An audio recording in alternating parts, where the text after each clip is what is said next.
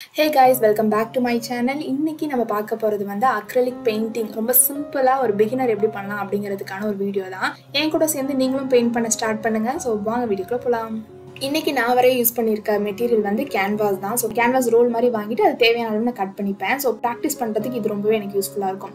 உங்கள்கிட்ட வந்து canvas roll, canvas panel, stretched canvas, இல்லாட்டி வந்து அக்ரிலிக் பேப்பர், இல்லாட்டி திக்கான ஸ்கெட்ச் பேப்பர் நீங்கள் எது வேணால் யூஸ் பண்ணிக்கலாம்.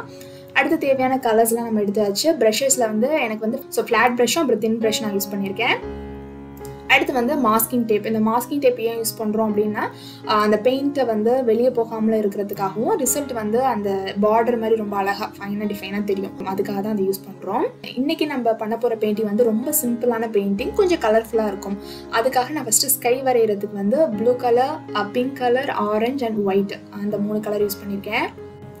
இந்த 3 கலர்ஸை யூஸ் பண்ணி தான் நம்ம வந்து ஃபஸ்ட்டு ஸ்கை பண்ண போகிறோம். அதுக்கு வந்து ஃப்ளாட் ப்ரஷ் ஃபஸ்ட்டு எடுத்துக்கோங்க. அதை ஃபஸ்ட்டு தண்ணி லைட்டாக டிப் பண்ணி வெட் ஆக்குனதுக்கப்புறம் நம்ம எடுத்து வச்சுருக்க பெயிண்ட்டை வந்து அப்படியே அப்ளை பண்ண வேண்டியதான். சில பெயிண்ட் வந்து நம்மளுக்கு திக்காக இருக்கும். அப்போ வந்து அதுக்கு தேவையான அளவு தண்ணி சேர்த்துட்டு மிக்ஸ் பண்ணி அடிச்சுக்கோங்க. இப்போ வந்து ஃபஸ்ட்டு ப்ளூ கலர் அடிக்கிறேன். ப்ளூ கலர் வந்து எனக்கு கொஞ்சம் திக்காக இருக்கனால லைட்டாக ஒயிட்டை மிக்ஸ் பண்ணி அதை வந்து லைட்டாக கொஞ்சம் அதோட கலரை வந்து லைட்டாக குறைச்சிக்கிறேன். இப்போ வந்து நான் ப்ளூ ஷேட் முடிச்சிட்டேன். அடுத்து வந்து அந்த ப்ரஷ்ஷை வந்து ஃபுல்லாகவே வாஷ் பண்ணிடுங்க. இப்போ வந்து உங்கள் ப்ரஷ்ஷில் வந்து எந்த ப்ளூ கலரும் இருக்கக்கூடாது. அடுத்த கலர் நம்ம வந்து இப்போ வந்து பெயிண்ட் பண்ண போகிறோம். இப்போ வந்து நான் அடுத்து வந்து பிங்க் கலர் பண்ண போகிறேன். ஸோ அடுத்து வந்து பிங்க் கலரை வந்து லைட்டாக டிப் பண்ணிவிட்டு இதே மாதிரி கலர் பண்ணிக்கோங்க. இப்போ வந்து இந்த இடத்துல முக்கியமானது என்னென்னா இந்த 2 கலரை பிளெண்ட் பண்ணுறது ரொம்ப முக்கியம். இப்போ நீங்கள் தனித்தனியாக அடிச்சிங்க அப்படின்னா வந்து ரெண்டுமே தனித்தனியாக தெரியும். அது வந்து ஸ்கை ஃபீலே கொடுக்காது. அப்போ வந்து அந்த 2 கலரை பிளெண்ட் பண்ணுறது ரொம்ப முக்கியம் இல்லையா? அதுக்கு என்ன பண்ணுறோம் அப்படின்னா அந்த ப்ளூ கலர் வந்து ட்ரை ஆகிறதுக்கு முன்னாடியே அந்த பிங்க் கலரையும் ப்ளூ கலரையும் ரெண்டையுமே அதே ப்ரஷ்ஷில் வந்து இது மாதிரி பிளெண்ட் பண்ணணும். ஸோ பிளெண்ட் பண்ணுற வரைக்கும் அது 2-3 டைம் அடிக்கிற மாதிரி இருக்கும். இப்போ வந்து நான் ஆரஞ்சு கலரில் பண்ணுறேன் பாருங்கள். ஆரஞ்சு கலர் ரொம்ப திக்காக இருந்தனால அது கூட நான் ஒயிட்டை மிக்ஸ் பண்ணி அதோட கலரை கொஞ்சம் குறைச்சிட்டு இது மாதிரி ஃபுல்லாக அடிச்சுக்கிறேன்.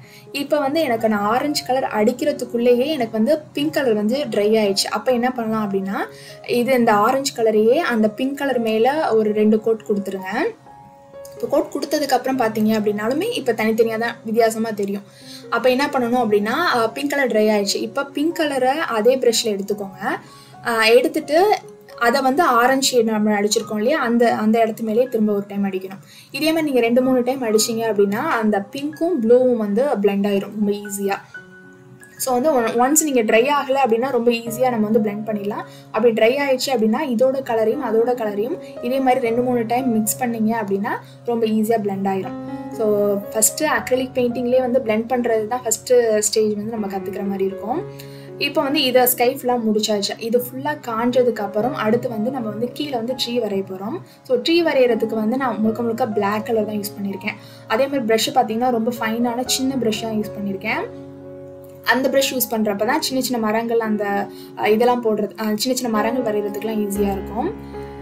ஃபஸ்ட்டு வந்து சின்ன லைன்ஸ் எல்லாம் போட்டுட்டு அதுக்கு மேலே வந்து கிளைகள் இருக்க மாதிரி வரைஞ்சிக்கிறேன். ரொம்ப சிம்பிளான கோகோனட் ட்ரீ மாதிரி இருக்கும். நீங்கள் கொஞ்சம் கவனிச்சிங்கன்னா தெரியும், இந்த ட்ரீ வரைகிறப்ப வந்து சில ட்ரீயை வந்து நான் வந்து ரொம்ப லைட்டாக ஒரே ஒரு லைன் மட்டும் போட்டிருப்பேன். சில இதுக்கு வந்து 2-3 லைன் போட்டு கொஞ்சம் வந்து அதோட திக்னஸாக காமிக்கிறேன். ஏன் அப்படின்னா இப்போ நம்ம ஃப்ரண்ட்லேருந்து பார்க்குறோம் அப்படின்னா நம்மளுக்கு முன்னாடி இருக்கக்கூடிய மரங்கள் வந்து கொஞ்சம் ஹைட்டாகவும் தெரியும், அதே மாதிரி கொஞ்சம் அது வந்து திக்காக தெரியும். அதே நீங்கள் பின்னாடி போக போக தூரமாக இருக்க மரங்கள்லாம் பார்த்தீங்கன்னா ரொம்ப மெலிஸாக தெரியும், அதே மாதிரி அதோட ஹைட் வந்து ரொம்ப ஷார்ட்டாக தெரியும்.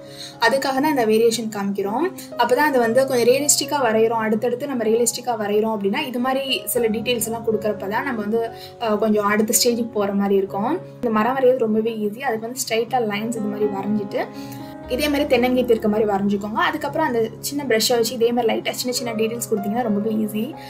நான் வந்து ஸ்லோவாக தான் காமிச்சிருக்கேன். ஒரு டைம் வரல அப்படின்னா ஒரு 2-3 டைம் ட்ரை பண்ணி பாருங்கள், ரொம்ப ஈஸியாக வந்துடும்.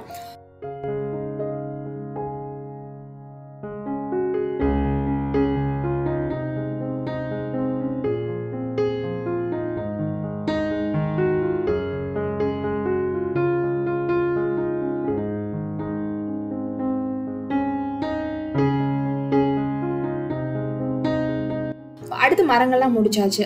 மேலே நான் என்ன பண்ணுறேன் அப்படின்னா ஒரு நிலாவும் கொஞ்சம் நட்சத்திரங்கள் இருக்க மாதிரி வரைகிறேன். ஸோ நிலா வரைகிறதுக்கு வந்து ஜஸ்ட்டு முழு நிலா வரையாமல் அரை நிலா இருக்கிற மாதிரி வரைகிறேன். அதே மாதிரி அந்த நிலா வந்து ஜஸ்ட் கர்வாக மட்டும் கொடுக்காம ஒரு ட்ரை ப்ரஷ்ஷை வச்சு அதோட எண்டில் வந்து இது மாதிரி சும்மா லைட்டாக அப்படி பிளெண்ட் பண்ணிங்க அப்படின்னா வந்து கொஞ்சம் லைட்டாக இதே மாதிரி தெரியும். அது பார்க்க கொஞ்சம் ரியலாக தெரியும். ஸ்டார் வரைகிறதுக்கு வந்து இதே மாதிரி ப்ரஷ்ஷை வந்து இன்னொரு ப்ரஷ்ஷை வச்சு இது மாதிரி லைட்டாக அப்படி தட்டினீங்க அப்படின்னா அது சின்ன சின்ன ட்ராப்ஸாக விழும். அது பார்க்க கொஞ்சம் ரியலாக குட்டி குட்டியாக ஸ்டார்ஸ் இருக்க மாதிரி தெரியும்.